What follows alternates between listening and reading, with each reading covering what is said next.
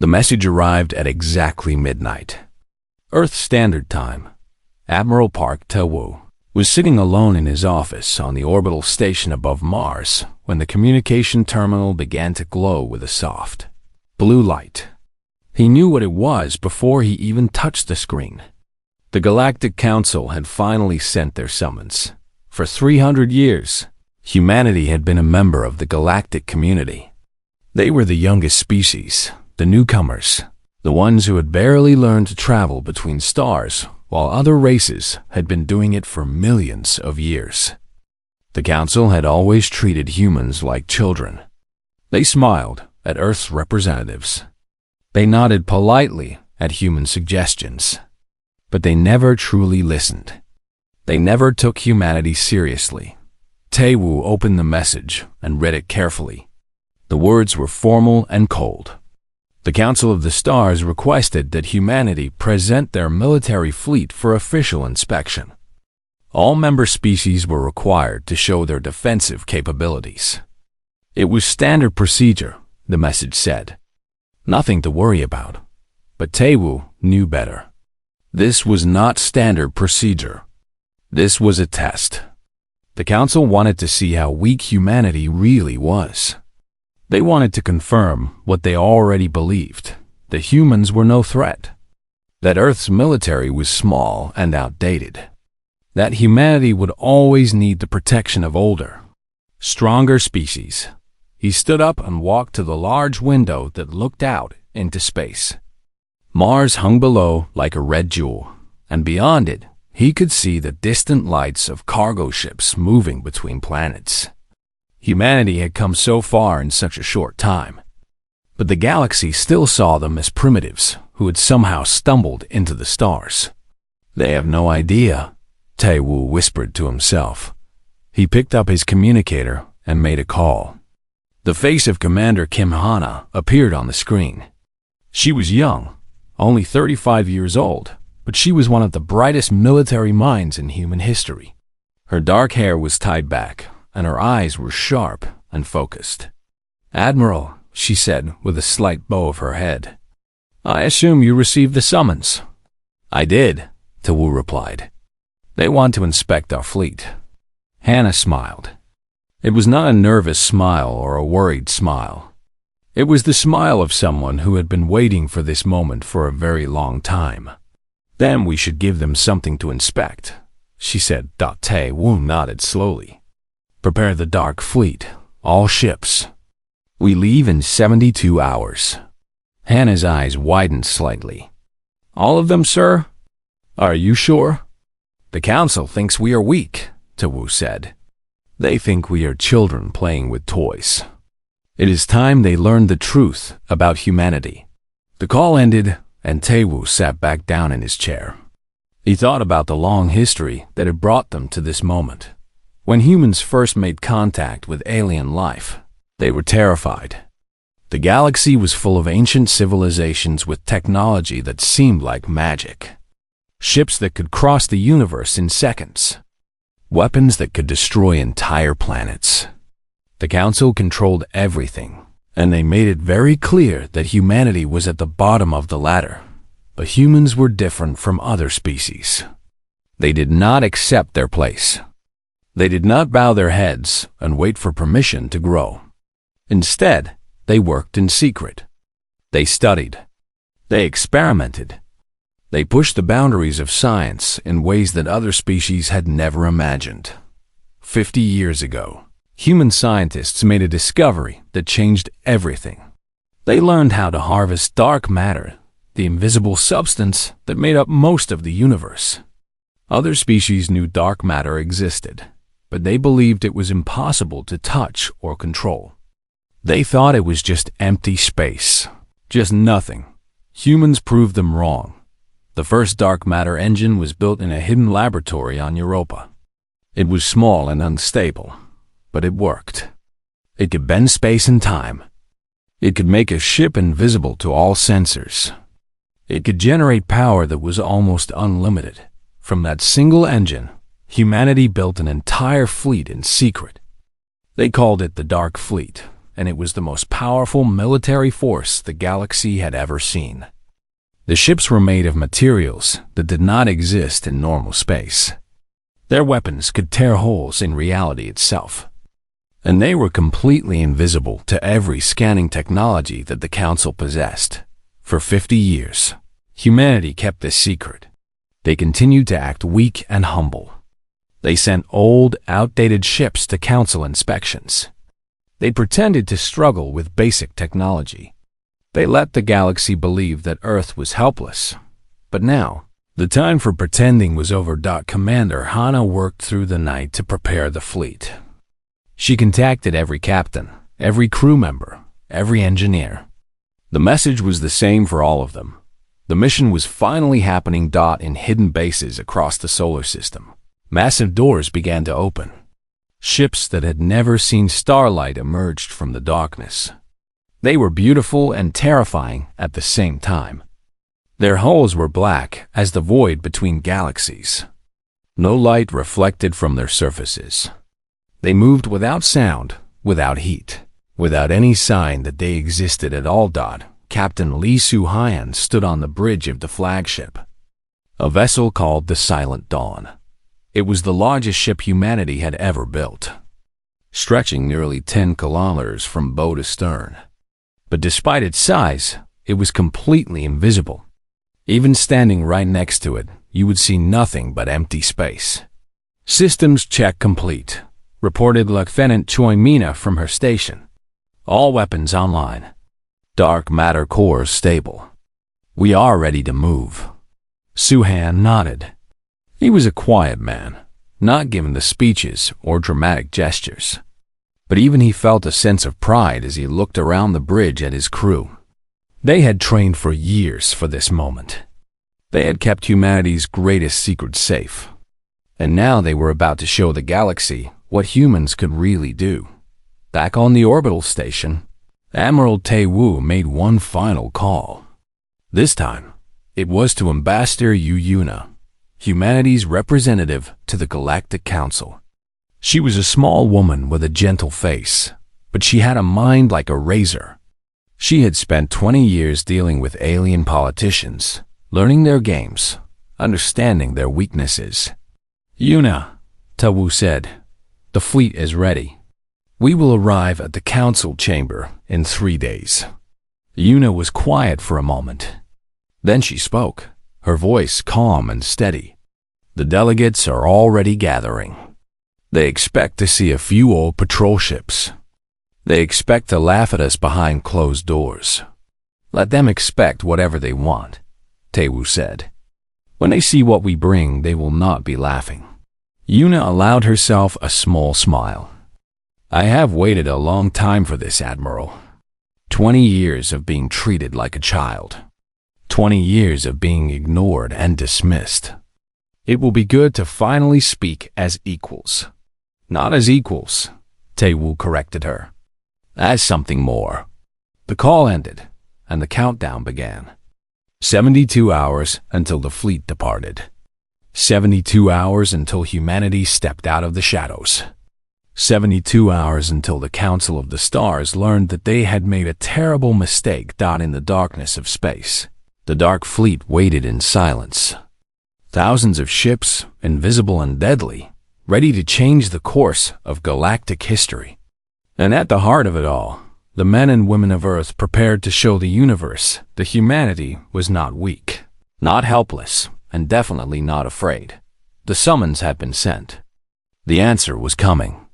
And nothing in the galaxy would ever be the same again. The Council Chamber orbited a planet called Vela Prime, a world of endless oceans and floating cities. It was considered neutral ground, a place where all species could meet without fear. The station itself was enormous, built thousands of years ago by a civilization that no longer existed. Its halls were wide enough for giants to walk through, and its windows looked out onto a view of 3 suns. 12 delegates sat in the great meeting hall, each one representing a different species. They came from all corners of the galaxy, ancient races that had watched stars being born and dying. They had seen countless young civilizations rise and fall, and in their minds, humanity was just another temporary visitor to the cosmic stage. Delegate Oren of the Veth Collective sat at the head of the long table. His species was old beyond measure, their bodies made of living crystal that shifted colors with their emotions. Right now, his form glowed a soft orange, the color of mild amusement. "The humans should arrive soon," he said, his voice like wind chimes in a gentle breeze. "I wonder what they will bring to show us." Delegate Mora of the Silken Web laughed. Her species resembled tall, elegant insects, with 4 arms and compound eyes that reflected light like diamonds. Probably those old cargo ships they converted into patrol vessels. I have seen their technology. It is quite charming in a primitive sort of way. The other delegates joined in the laughter. Even Delegate Thorn, a massive being covered in thick brown fur, allowed himself a rumbling chuckle. His species was known for their serious nature, but even he found it hard to take humans seriously. "They've only been traveling among the stars for 300 years, Thorn said. "My people were building ships when their ancestors were still living in caves. We should not mock them too harshly. They are trying their best." Ambassador Yu Yuna entered the chamber at that moment. She wore a simple white dress, elegant but not flashy. Her hair was pulled back neatly, and she carried no weapons, no guards, nothing that suggested power or threat. She looked exactly like what the council expected, small, humble, and completely harmless. "Honored delegates," Yuna said, bowing her head slightly. "Thank you for receiving humanity's representative." Delegate Oren's crystal form flickered to a slightly brighter orange. "Ambassador Yuna, welcome. We have been expecting you. The inspection is a simple matter. You will show us your fleet. We will record its capabilities, and then we can all return to more important business." Yuna smiled politely. "Of course, Delegate. We are happy to cooperate with the Council's request." "How many ships have you brought?" asked Delegate Mora, her compound eyes glittering with curiosity. "Our sensors have not detected any arrivals yet." "They are on their way," Yuna replied calmly. "Our admiral wanted to ensure everything was in proper order before presenting our fleet. I hope you will forgive the small delay." The delegates exchanged looks of mild impatience. They had better things to do than wait for humanity's outdated vessels. But protocol required them to stay, so they waited not far from the station. Hidden in the shadow of a dead moon, the dark fleet held position. Admiral Tae Woo stood on the bridge of his command ship, watching the holographic display that showed the council station in perfect detail. "They cannot see us?" reported Commander Hana from beside him. "Their sensors are passing right through our hulls. To them, we do not exist." Tae Woo nodded slowly. The dark matter technology bent light and energy around the ships, making them invisible to every known form of detection. The Council had no idea that the largest fleet in galactic history was floating just a few thousand kilometers away. "How many ships do we have in position?" Tae Woo asked. 4,712 combat vessels, Hana replied, plus support ships, carriers, and the mobile construction platforms. The full dark fleet. Tae Woo took a deep breath. This was the moment humanity had been preparing for since they first learned they were not alone in the universe. Every sacrifice, every secret, every long night of work had led to this point. "Send word to Ambassador Yuna," he said. "Tell her we are ready." In the council chamber, Yuna's communicator vibrated silently against her wrist.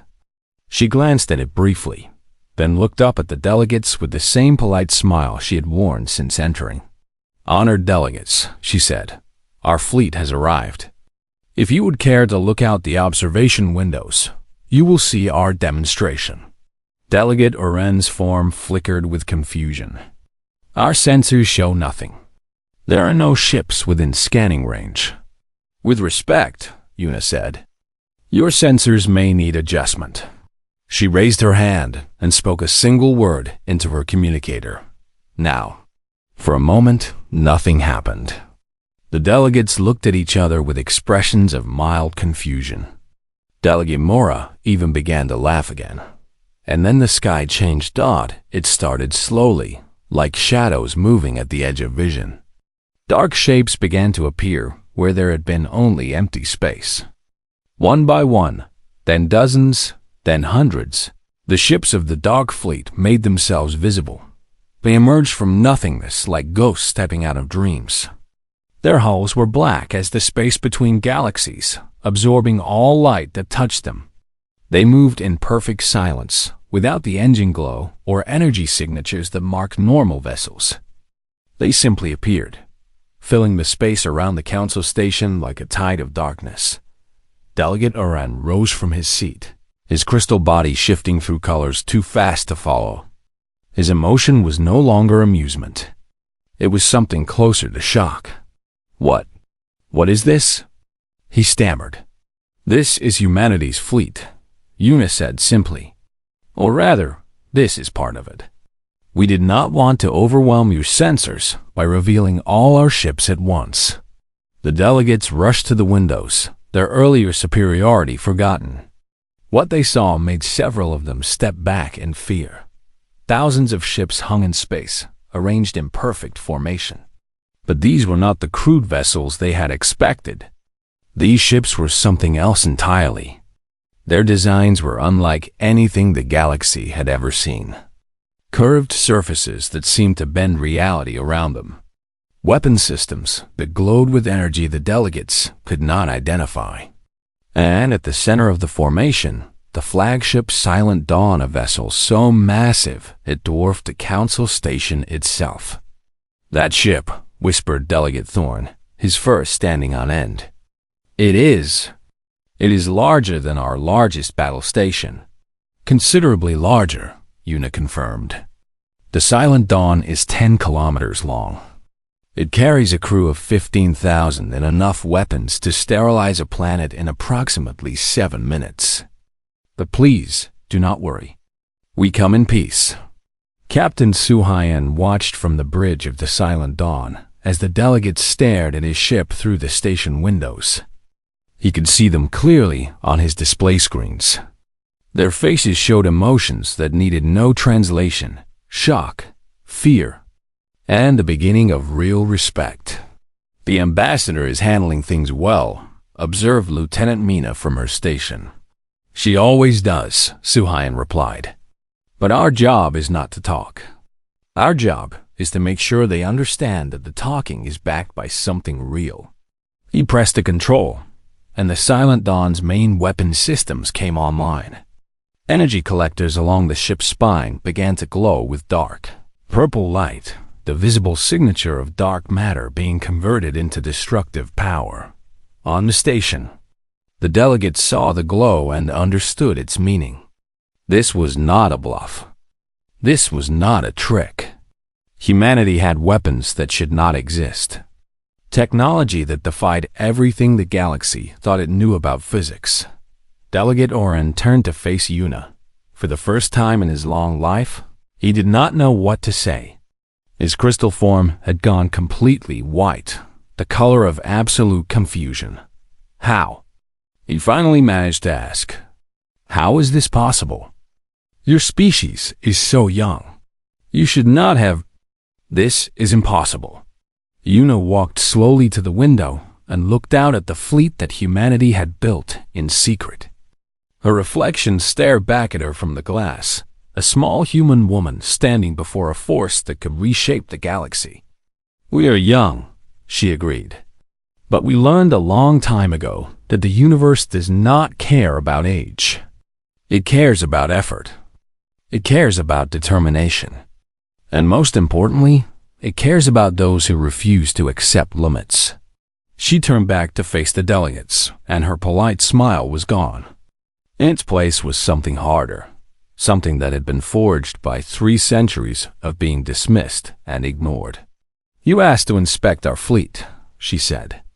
Consider this your inspection. Now, Shall we discuss humanity's new role in the Council? The delegates had no answer. For the first time in galactic history, the Council of the Stars had been rendered completely silent, and in that silence, a new era began. The silence in the council chamber lasted for exactly 17 seconds. It felt like an eternity. 12 of the most powerful beings in the galaxy stood frozen, their minds struggling to process what their eyes were showing them. Delegate Oren was the first to find his voice again. His crystal body had settled into a deep blue color, the shade his species showed when facing something completely unexpected. He stepped away from the window and turned to face Ambassador Yuna with new eyes. "You have been hiding this," he said. It was not a question. "For how long?" 50 years, Yuna replied calmly. "Give or take a few months. 50 years. Oren repeated the words like they were in a language he did not understand. "You have possessed this technology for 50 years, and you said nothing. You let us believe you were weak." "We never said we were weak," Yuna corrected him gently. "You assumed we were weak. We simply did not correct your assumption." Delegate Mora pushed forward, her forearms gesturing wildly. Her compound eyes reflected thousands of images of the dark ships floating outside. "This changes nothing," she declared, though her voice shook slightly. "Ships are just ships. Numbers mean nothing if the technology is inferior." "You think our technology is inferior?" Yuna asked. She seemed genuinely curious. "Would you like a demonstration?" Before anyone could answer, Admiral Taiwu's voice came through the chamber's speakers. The delegates jumped at the sound. They had not authorized any external communications. "Council members," Taiwu said, his tone respectful but firm, "I am Admiral Park Taiwu of the Earth Defense Force. With your permission, I would like to show you something that may help you understand what you are looking at." Delegate Thorn growled low in his throat.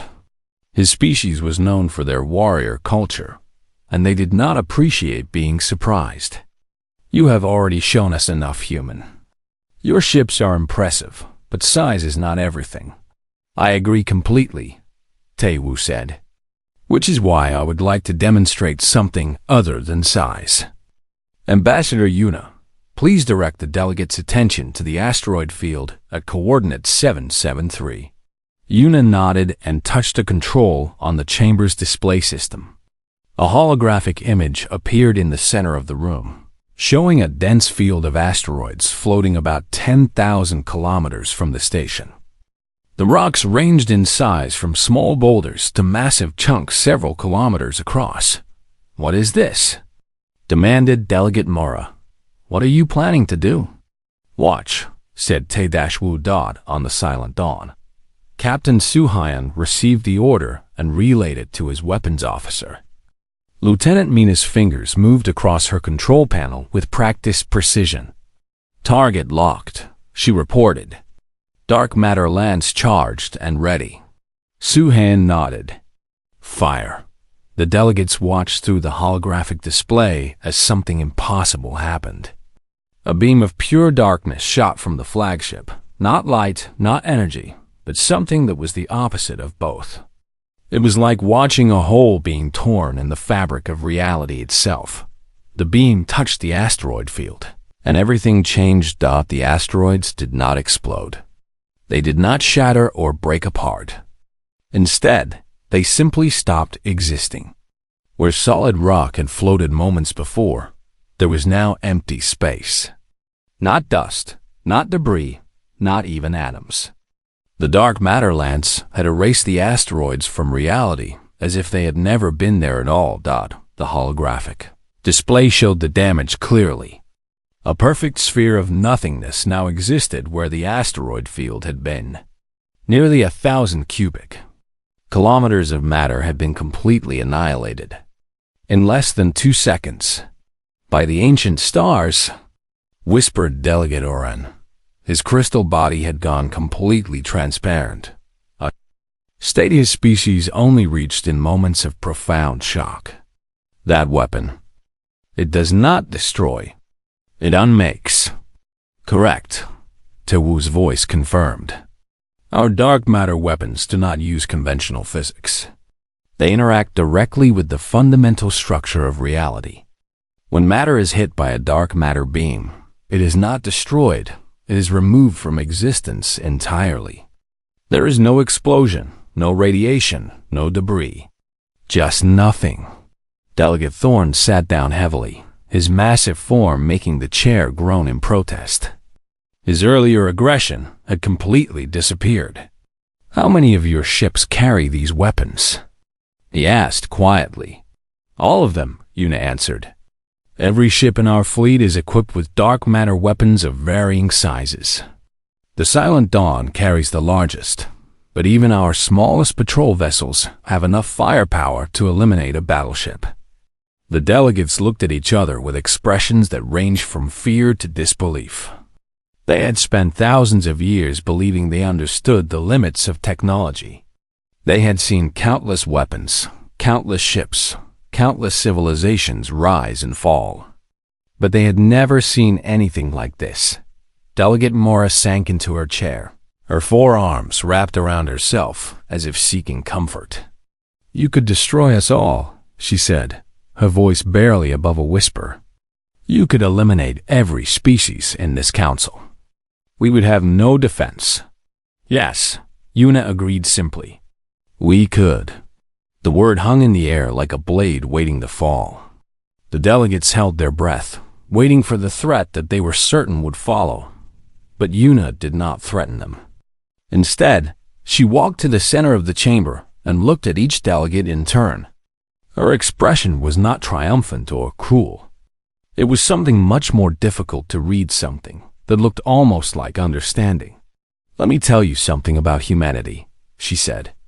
When we first discovered that we were not alone in the universe, we were afraid. We were small and weak, and we knew it.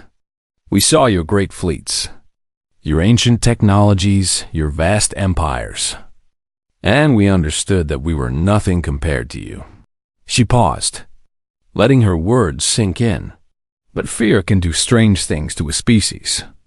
Some civilizations are broken by fear. They surrender, they submit, they accept their place at the bottom. Humans are not built that way. When we are afraid, we do not give up. We work harder. We push further. We find ways to survive that no one thought possible. Admiral Tewu's voice came through the speakers again. For 50 years, we have worked in secret. We sacrificed comfort, resources, even our pride. We let the galaxy think we were weak because we knew that the moment we showed our true strength, everything would change. And now it has changed, Yuna continued. You are looking at a fleet that could conquer the galaxy if we wanted to. We could force every species to bow before us. We could become the new masters of the universe. Delegate Aren's crystal form flickered with new colors, yellow and red, mixing together in a pattern that suggested desperate hope. But you will not do this? Yuna smiled, a real smile this time, not the polite mask she had worn before. No, Delegate. We will not.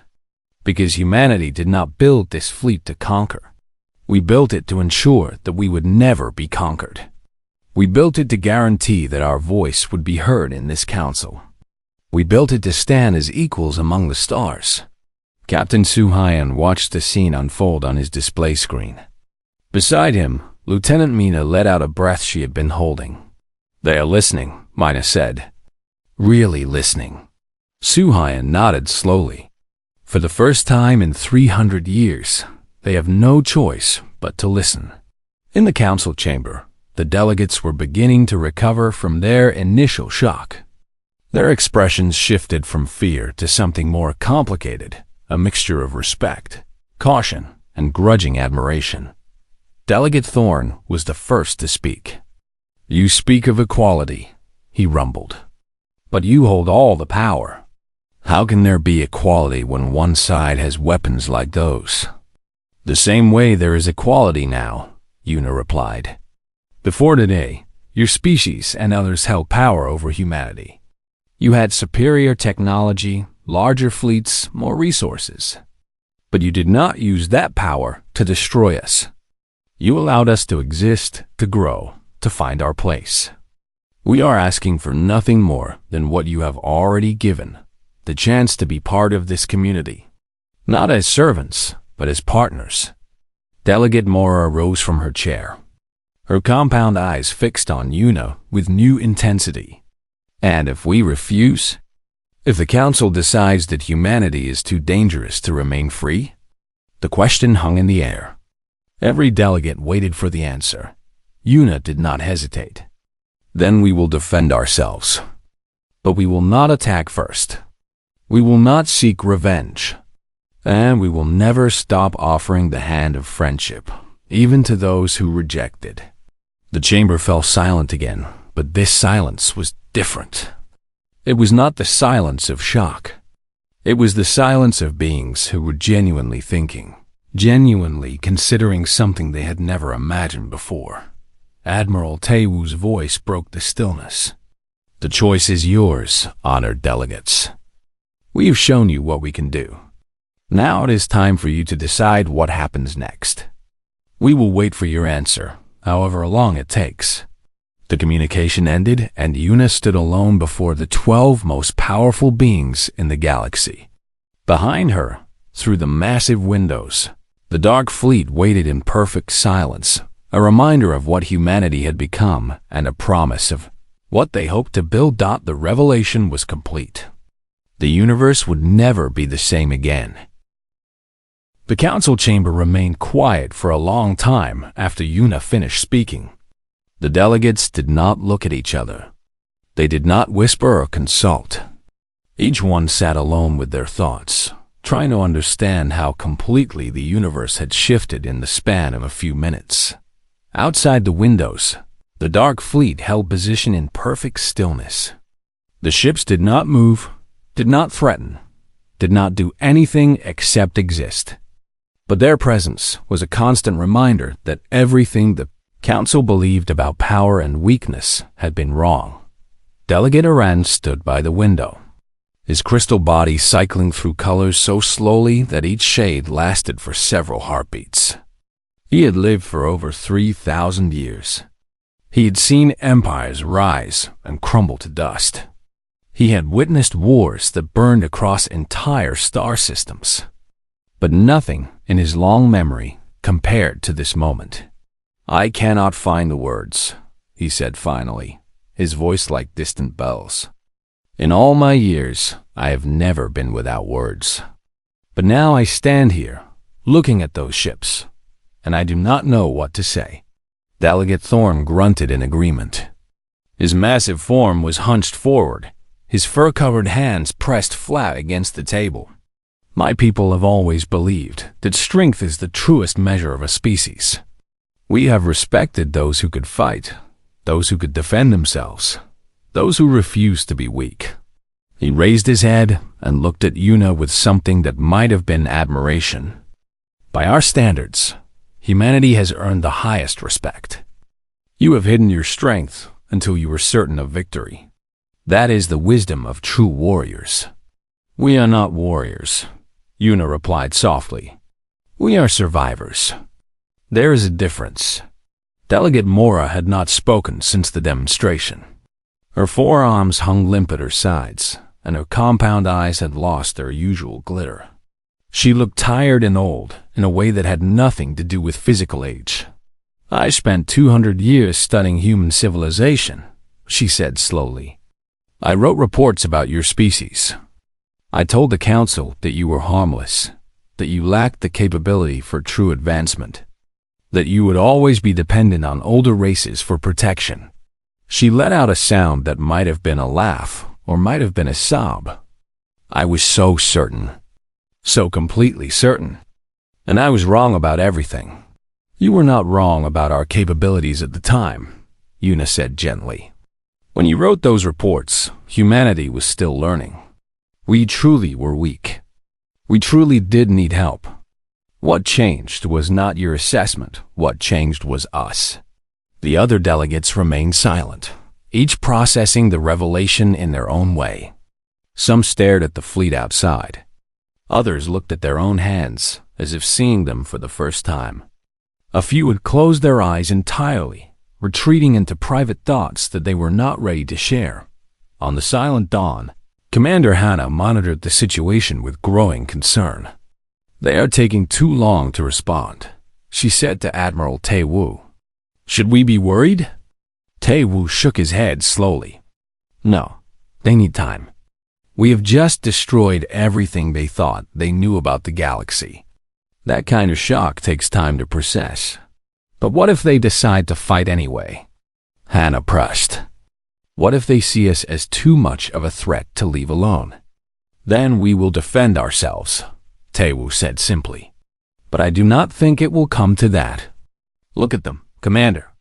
They are not angry. They are not preparing for battle. They are thinking.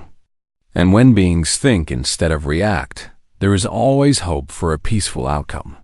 In the council chamber, Delegate Oren finally turned away from the window. His crystal form had settled into a steady purple color, the shade his species showed when reaching an important decision. "I wish to speak directly with your admiral," he announced. "Not through communications.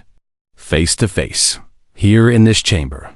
Yuna raised her eyebrows slightly. "That is an unusual request, Delegate. Council protocol does not typically allow military commanders to enter the diplomatic space." "Protocol." Oren repeated the word as if tasting something bitter. "We have hidden behind protocol for too long. We have used rules and traditions to avoid difficult conversations.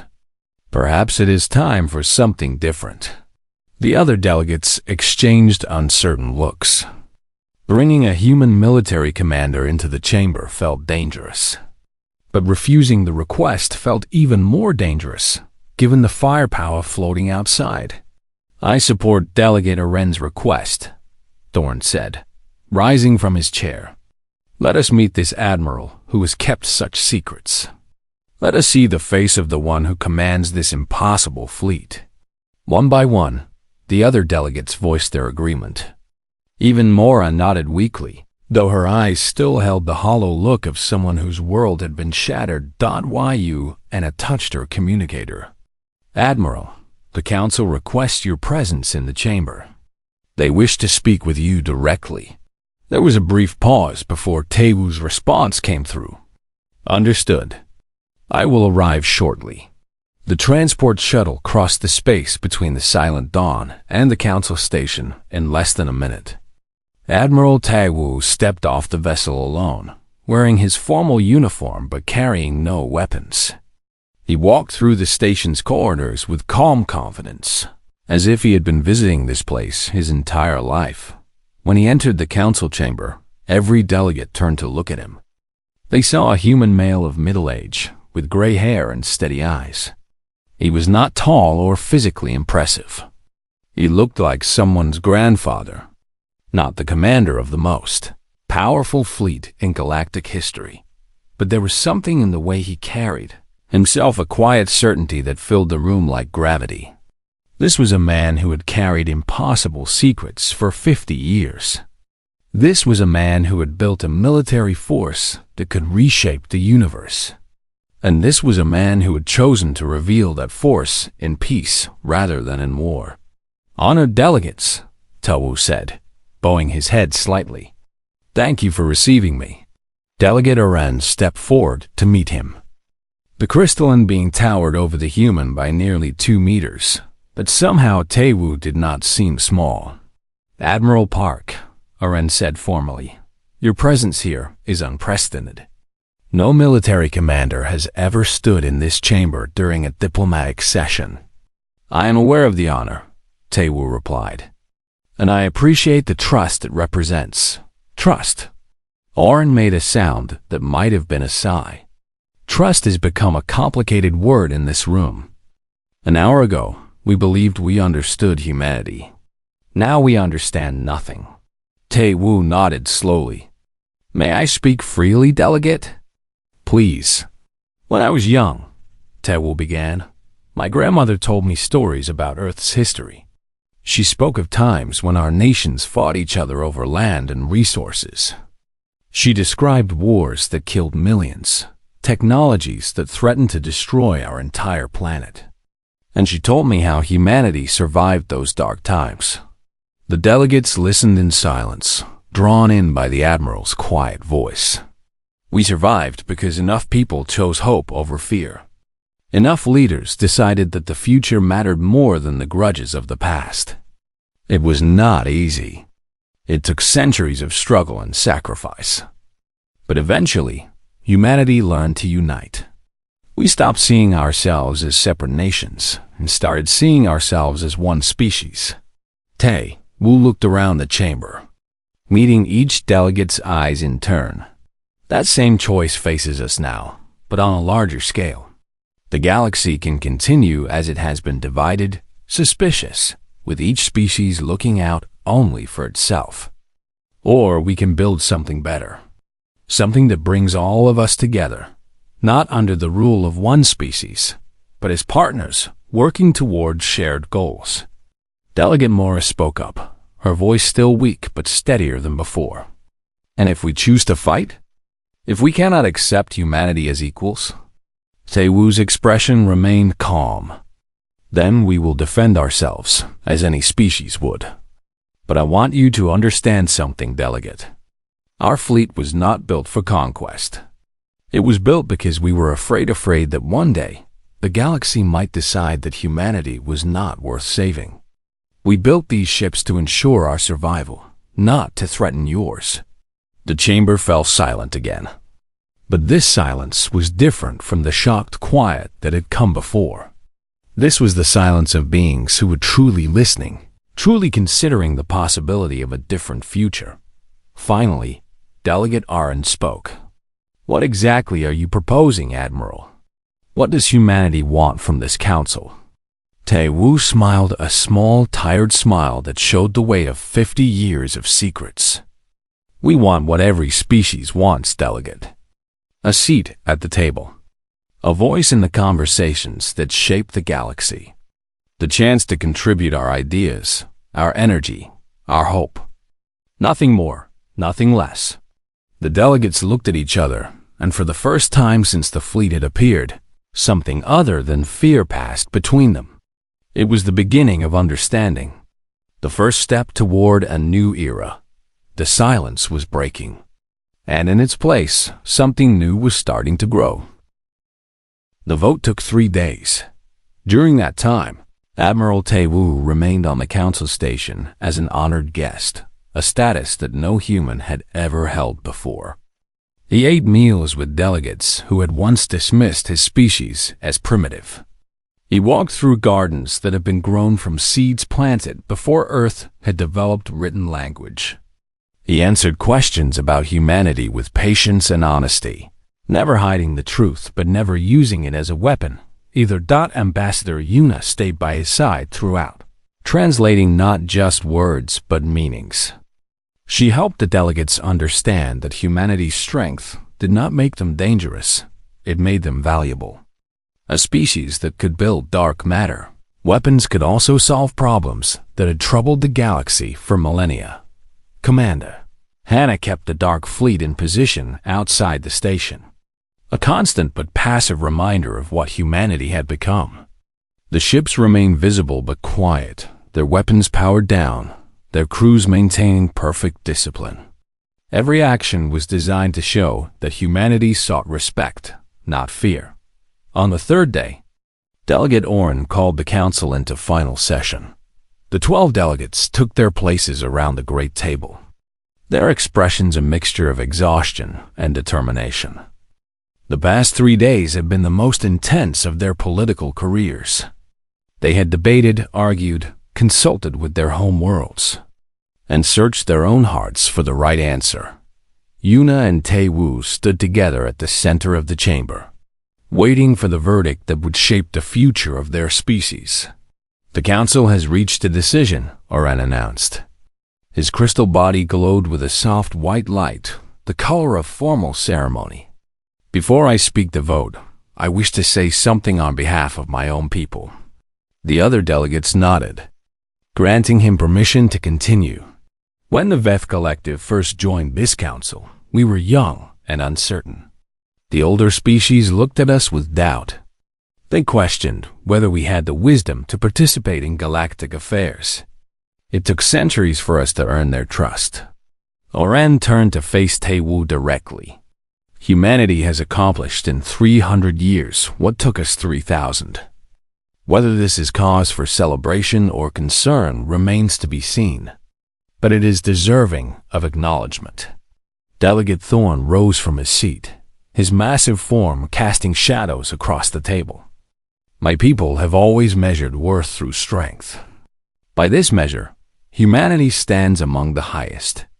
But strength alone does not make a worthy partner. It is how strength is used that matters." He paused, his deep eyes studying the two humans before him. "You had the power to demand anything from this council. Instead, you asked for equality. That choice speaks more loudly than any weapon." One by one, the other delegates offered their own perspectives. Mora admitted that her reports on humanity had been wrong and promised to revise her understanding. Others spoke of concerns about the future, questions about how humanity would use its technology, worries about the balance of power shifting too quickly. But beneath all the words, one theme emerged clearly. The galaxy was ready to change. Finally, Oren raised his hand for silence. "The council votes as follows," he said, his voice carrying through the chamber like a song. "On the question of granting humanity full membership with equal voting rights, 11 in favor, 1 abstaining." Yuna's eyes widened slightly. She had hoped for acceptance, but she had not expected this. 11 species had voted to embrace humanity as equals. Only one had chosen not to take a position. "Delegate Mora," Oren continued, turning to the insectoid being, "you have chosen to abstain. Would you speak to your decision?" Mora rose slowly, her forearms folded across her chest. "I abstain not because I oppose humanity's membership, but because I am not yet certain how to feel. I spent centuries believing one thing, and now I must believe something else entirely." "I spent centuries believing one thing, and now I must believe something else entirely. I need more time to understand." She looked at Yuna and Tae-Woo with her glittering compound eyes. "But I want you to know my abstention is not a rejection. It is simply..." A pause. Tae-Woo nodded respectfully. "We understand, Delegate. Trust must be earned, not demanded. We will work to prove that your trust would be well placed." Oren stepped forward, his crystal form shifting to a bright gold color, the shade of joy and celebration among his people. "Then it is decided. From this day forward, humanity is a full member of the Council of the Stars, with all the rights and responsibilities that entails. Your voice will be heard in our deliberations. Your ships will be welcome in our territories, and your future will be bound together with ours." Captain Suhayan received the news on the bridge of the Silent Dawn. Around him, his crew erupted in quiet celebration, not wild cheering, but something deeper and more personal. Handshakes, tears, whispered words of pride and relief. Lieutenant Mina turned to her captain with shining eyes. "We did it," she said. "We actually did it." Suhayan allowed himself a small smile. "No," he corrected her gently. "We showed them what we could do. The real work is just beginning." He was right. The vote was only the first step. The years that followed would be filled with negotiations, compromises, and difficult conversations. Humanity would have to prove that their power came with responsibility. They would have to demonstrate that their technology could help the galaxy, not just threaten it. But in the council chamber, for one shining moment, none of that mattered. Admiral Tae-Woo and Ambassador Yuna stood side by side as delegates approached to offer formal congratulations. Species that had barely acknowledged humans for centuries now spoke to them as equals. Delegate Thorn gripped Taewoo's hand in a warrior's clasp, gesture of profound respect among his people. You have surprised us all, Admiral. I look forward to seeing what other surprises humanity has in store. Hopefully nothing too dramatic, Taewoo replied with a tired smile. I am getting too old for revelations. Thorn laughed, a deep, rumbling sound that shook the floor. Age is just another challenge to overcome. Your species has proven that quite thoroughly. As the formal ceremonies concluded, Yuna stepped away from the crowd and walked to the great windows. Outside, the Dark Fleet still held position, thousands of ships floating in silent formation. They had been built in secret, hidden in shadows, waiting for a moment that had finally arrived. Now they could step into the light. Taewoo joined her at the window, standing shoulder to shoulder with the woman who had spent 20 years preparing for this day. How do you feel? He asked quietly. Yuna considered the question carefully. Tired, she admitted, and relieved, and maybe a little bit scared. Scared? We've shown them our strength. Now we must show them our wisdom. That is the harder task. Taewoo nodded slowly. It is. But I believe we are ready for it. He looked out at the fleet, at the ships that represented 50 years of sacrifice and hope. They were more than weapons. They were symbols of what humanity could achieve when it refused to accept defeat. We came from a small planet orbiting an ordinary star, he said softly. We were told we were young and weak and unimportant. But we never believed it. We never stopped reaching for something more. He turned to face Yuna, and his eyes held a light that the years had not dimmed. That is what makes us human, Ambassador. Not our ships or our weapons or our technology. It is our refusal to accept limits. Our determination to become better than we were. Yuna smiled a real smile, warm and genuine. Then let us show the galaxy what that determination can build. Together, they walked back to join the delegates. There was work to be done, partnerships to forge, a future to create. The Council of the Stars had been astonished into silence.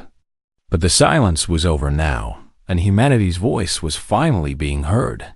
The Dark Fleet began to withdraw, their mission complete.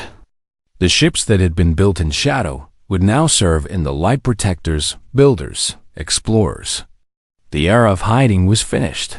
A new chapter in galactic history had begun, and humanity would help write every word.